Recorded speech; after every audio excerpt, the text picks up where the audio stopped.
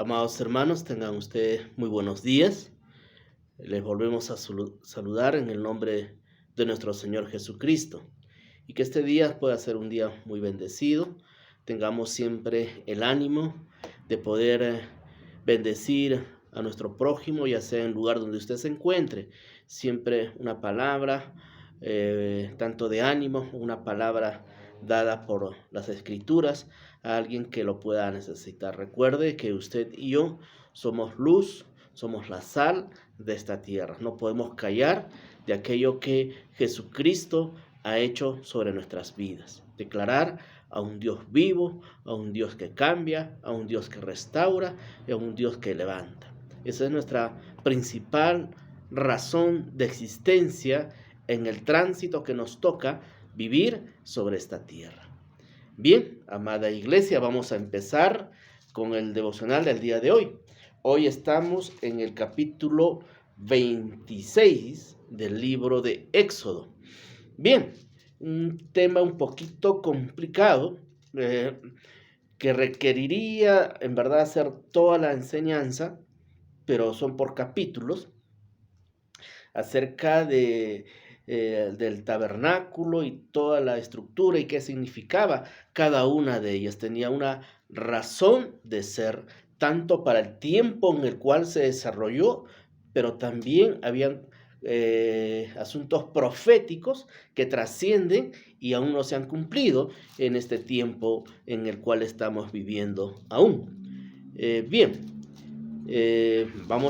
Voy a tratar de hacer una exposición simple para que podamos entenderlo, aunque más adelante, no sé si los pastores pudieran hacer una enseñanza muy bonita de todo lo que significa el tabernáculo de Jesucristo, que trasciende, como le digo, de una manera profética hasta nuestros días. Como una introducción o apertura al tema, el que me ha antecedido, el pastor Juan Carlos, habló acerca de la ofrenda para el tabernáculo y el arca de testimonio, pero yo quiero enfocar un poco acerca de la ofrenda del tabernáculo, porque esto es importante hasta el final de la construcción, elaboración de todo aquello que Dios mandó a diseñar y que le había revelado a Moisés hacerlo. Se le reveló a Moisés el plan, la visión de parte de Dios al hombre de Dios en la tierra, que era Moisés en ese tiempo. Ahí le fue revelado el plan, cómo debería ser construido, las medidas y todo. Y qué importante es tener esa intimidad con Dios y que Dios te pueda revelar los planes que Él tiene, ¿verdad? Bien, en cuanto a la ofrenda del tabernáculo, hay dos cosas importantes que yo quiero resaltar que dice las Escrituras. En primer lugar, uno, que Dios dice, hagan ofrenda para mí, mi ofrenda. Dile a los hijos de Israel que tomen para mí ofrenda. Que dieren de voluntad de corazón, tomaréis mi ofrenda. Y ahí les pide oro, plata, bronce, púrpura, carmesí, lino fino y un montón de cosas, ¿verdad? Y primero Dios le pide una ofrenda al pueblo, que dé, óigame bien, lo mejor. Dios pide lo mejor, porque a Él le pertenece. Todo lo que ellos tenían, todo lo que ellos habían logrado, era por Dios, era por Jehová, era por causa del amor de Dios para con su pueblo. Recuerde usted que ellos fueron rescatados como esclavos, y Dios les permitió tenerles gracia y les ordena pedir alhajas, oro y todo eso. Mira, tenía una razón y un sentido, y ellos obtuvieron eso, salieron muy llenos de oro, plata, alhajas, pieles y todo lo que está pidiendo acá Jehová para su altar, para su ofrenda, para Él, porque mío es. Y tenía toda la autoridad de poder decir mío es. Y ojo, le dicen, pero de voluntad, de corazón puedan dar. E involucra a todo el pueblo que se pudiera involucrar en tal faena grandiosa, a gran escala, de poder trabajar, porque eso no lo pudieron hacer, digamos, 2, 3, ni los ancianos, ni Moisés, sino que todo el pueblo tenía que participar primeramente dando sus ofrendas, como ya lo ha explicado el pastor Juan Carlos en el capítulo anterior, y además también involucrarse en el trabajo. Involucrarse. Dios quería que ellos aprendieran a ser parte de aquella construcción, no solamente con lo que daban, sino también con su tiempo. Y ese es un mensaje también para nosotros, para estos días, de que nosotros demos lo mejor de lo que tenemos y aparte también lo mejor de nuestro trabajo, involucrarnos en las cosas. Muchas veces se dice, vamos a pintar la iglesia, vamos a hacer aquello, y a veces es muy fácil de repente dar una ofrenda y no comprometerse. Dios quiere tu ofrenda y tu tiempo, tu labor con amor de corazón para la obra del Señor. Y bien, dada esta introducción, pasamos al tema. Dios quería, ojo, Dios no les dice, esto me estaba olvidando, Dios no les dice, si ustedes me ofrendan, van a tener bendición sobre ustedes. Si ustedes diezman, van a tener la bendición mía para con ustedes. Mire, cómo enseña Dios a través de Jesucristo, oh Jehová, a Moisés, a tener las prioridades dentro de nuestro corazón por amor a Él y no por interés. A veces predicamos equivocadamente y das tu ofrenda, das tu diezmo y Dios te va a bendecir al 100%. Dios va a multiplicar tus ingresos. Y qué interesante, ¿verdad? Que nosotros podamos decir, entonces voy a ofrendar, voy a diezmar para ser bendecido. Ojo, aquí no les habla Dios a través de Jehová y a través de Moisés, que ellos tendrían que iban a ser retribuidos enormemente por tal aporte de corazón y tanto de dinero en especies valorativas como oro, plata, bronce y el tiempo de su trabajo que habrían implicado. Eso es un tema de estudio, el tiempo, no sé, que terminaron de elaborar el tabernáculo de Dios. Entonces ahí está. Hazlo de corazón, hazlo por amor a Dios, hazlo porque Él te salvó, te libertó, te sacó de la inmundicia, hazlo por amor a Él, no por un interés retroactivo que tú das y recibes. Dios no les enseña eso y a veces nosotros enseñamos mal a la iglesia. Debemos llevarlo a aquellos amen de corazón a Dios. Debemos llevarlo a que ellos ofrenden de corazón a Dios, que ellos se involucren en el trabajo de Dios por amor a Dios y no por algún tipo de conveniencia que Dios obviamente da, y Dios no es deudor de nadie, eso dice la palabra, pero nosotros debemos enseñar a la iglesia a dar de corazón puro, sincero, en nuestra economía y en nuestro tiempo libre que nosotros tengamos que hacer. Bien, me extendí un poco en la introducción, pero quería que esto quede claro para poder entrar en el tema, que es realmente un poco simple. Lo voy a simplificar. Dice el tabernáculo. Harás el tabernáculo de 10 cortinas de lino torcido, azul, púrpura y carmesí. Diferentes tipos de cortinas. Y harás con querubines de obra primorosa. El atrio santo, que es el lugar santísimo, todo el tabernáculo tenía 3 partes.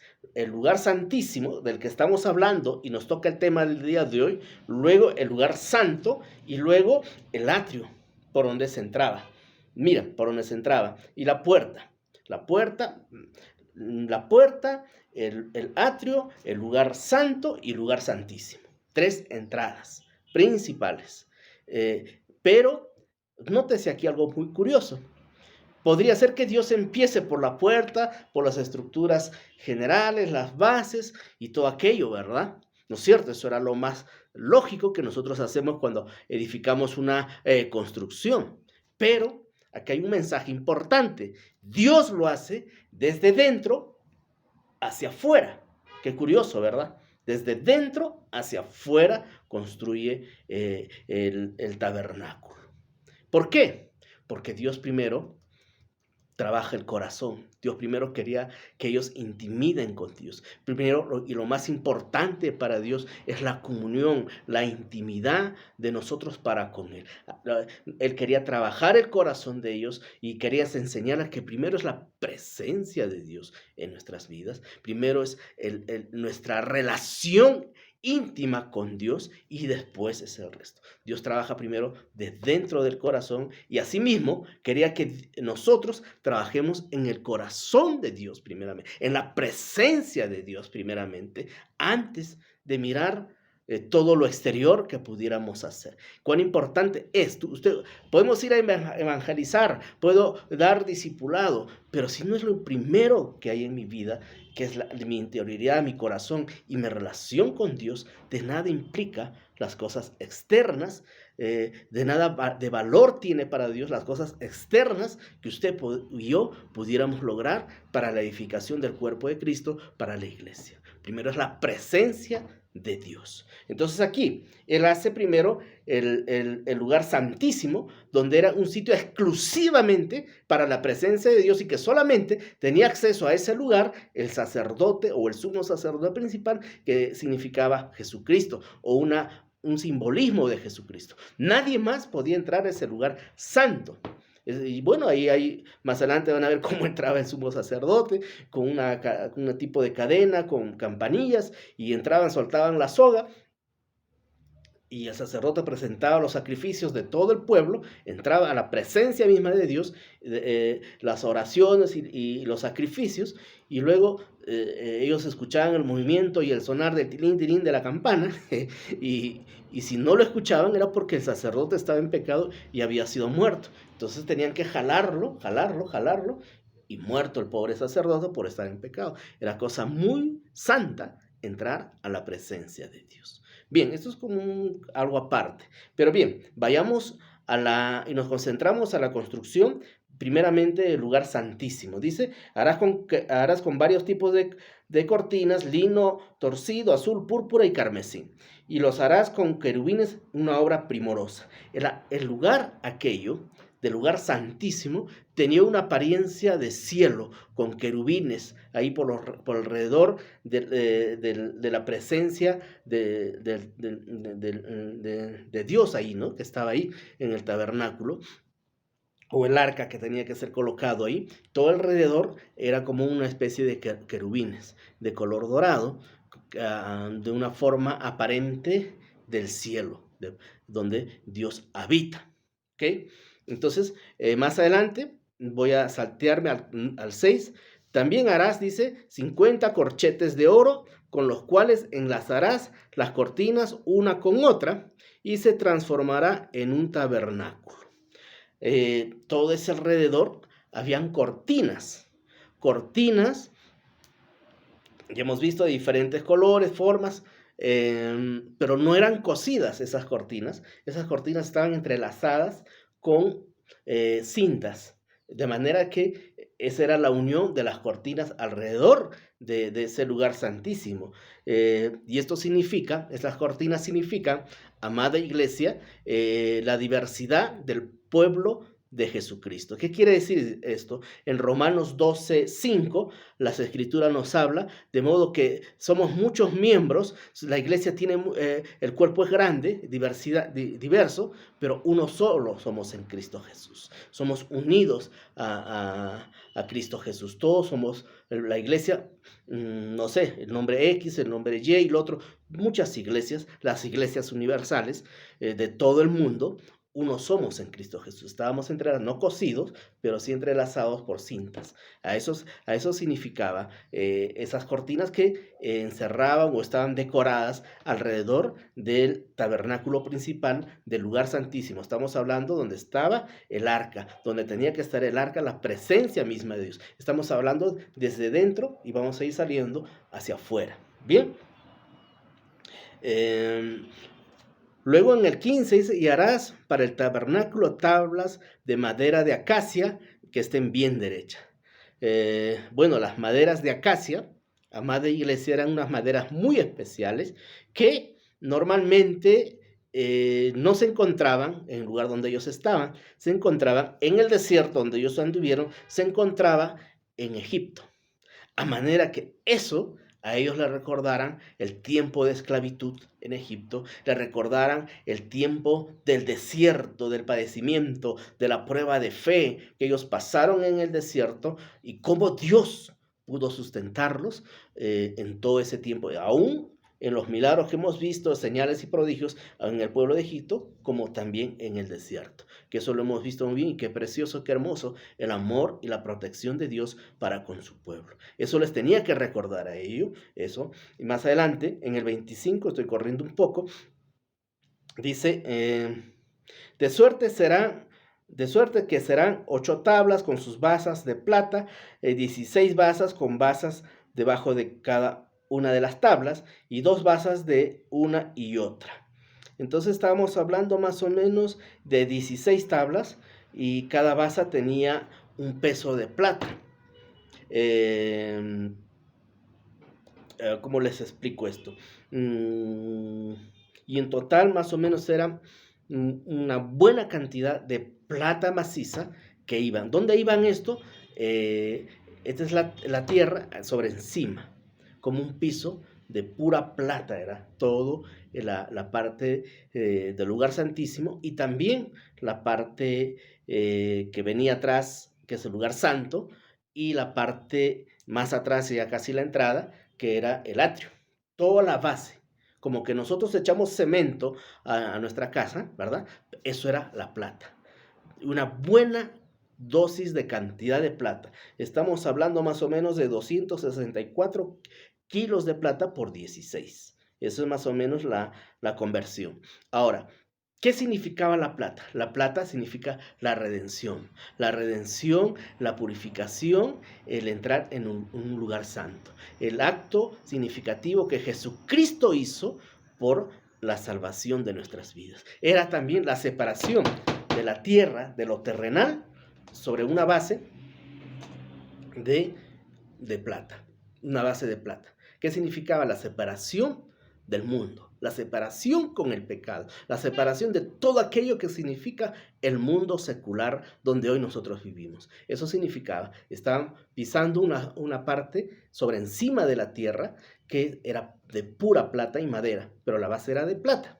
Eso significaba apartarse del pecado, separado del mundo. Bien, adelantamos un poco y corremos. En realidad estos tienen mayores significados proféticos a nuestras vidas. Eso es un tema muy interesante, pero habría que tomar todo el tema de la construcción del tabernáculo. Más adelante, en el versículo 30, habla, y alzarás el tabernáculo conforme al modelo que te fue mostrado en el monte. En el monte Dios le reveló cómo debería ser hecho el tabernáculo. En esos 40 días, 40 noches que él estuvo en la presencia de Dios, Dios le reveló cada detalle, cada medida. Yo no sé si Moisés lo anotó, yo no sé si fue grabado en las tablas de su corazón, pero Moisés tuvo tanta intimidad con Dios, tanta intimidad, que pudo Dios revelarle cada detalle de la construcción del tabernáculo.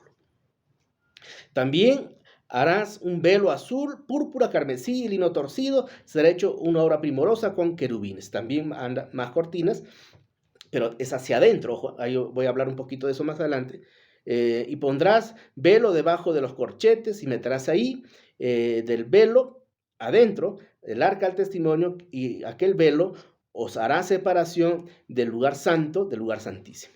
Estamos hablando de la primera parte, donde está el arca del pacto, el lugar santísimo, que ahí solamente entraba el sacerdote. Esa parte tenía que tener al término, a salir hacia afuera, una cortina. Esa cortina era de una sola pieza y gruesa, ya no como las otras cortinas entrelazadas con tela, que ya les dije el significado. Era una tela gruesa de más o menos de 4 dedos de ancho, gruesa, y separaba el lugar santísimo del lugar santo. Y esa vela era hacia arriba, una sola pieza, y de aquí hacia adentro tenía también querubines dorados, todo como una presencia del cielo, ya les había hablado. Pero, ojo, eso era solamente en la presencia de Dios. No había mayores imágenes hacia atrás, el lugar santo donde entraba la congregación, estaba el sumo sacerdote, mucho menos en el atrio, la casi entrada de todo el tabernáculo. No sé si me dejó entender. Por eso que no se practica el poner imágenes en la iglesia, porque ahí estamos toda la congregación. El lugar santo era solamente el significado del cielo y la presencia de Dios. Ahí sí habían querubines, pero no a vista visual de la congregación que entraban a hacer sus sacrificios, sus oraciones y sus alabanzas al Señor, solo en la parte que la zona exclusiva, digamos, de la presencia de Dios. Y esa era una cortina gruesa de 4. Ese es el velo que después se rompe cuando Jesucristo asciende al cielo. Se rompe ese velo, se rompió. Tenemos acceso directo a la presencia de Dios. Qué hermoso. Bien. Y pondrás el propiciatorio sobre el testimonio del lugar santísimo. Bien. Bueno, hasta aquí es el lugar santísimo, donde estaba la presencia de Dios, el arca del pacto. El lugar, ya refuerzo, se llamaba el lugar santísimo, se divide en 3 partes. Primero se hace el lugar santísimo, luego el lugar santo, luego el atrio. Y hay muchísimos significados preciosos. Yo estaba haciendo un recuerdo, un cuadro y estudiando, y mira qué bonito es. Todo aquello tiene un significado bíblico y muy interesante realmente, y profético también. Ahora, ¿cuánto dieron ellos? Yo me ponía a pensar, estuve estudiando, y más adelante, en el capítulo 38, Moisés hace toda una contabilidad de todo aquello que se hizo en esa época. No les voy a tocar mucho, pero él dice, estas son las cuentas del tabernáculo. En oro, 990 kilos, en plata, 3.400 kilos, en bronce, 2.400 kilos. En oro tenían 59.400.000 dólares, en plata, $2.720.000 y en bronce, $12.000 a la época actual. Un total de inversión solamente en eso, sin pieles, sin mano de obra y el tiempo, más o menos $62.132.000. Significó solamente en oro, plata y bronce el hacer el altar de Dios, el elaborar todo el tabernáculo. Bien, amada iglesia, miren qué desmedido fue la ofrenda de aquel pueblo, aun con muchos errores, sin esperar nada a cambio de parte de Dios. Hoy ofrendamos y damos a veces pensando en ser retribuidos, y eso no es lo que debemos enseñar a nuestra iglesia. Demos de lo mejor de nosotros, pero sin esperar nada a cambio de nuestro Padre. Y Dios nos va a bendecir en manera sobrenatural, aunque esto no debería decirlo, porque hay que enseñar al pueblo a dar de puro corazón y de lo mejor que podamos tener nosotros, tanto en lo que tenemos, pero también con nuestro servicio al Señor. Bien, amada iglesia, me he extendido mucho, 1000 disculpas por el tiempo y que el Señor les bendiga.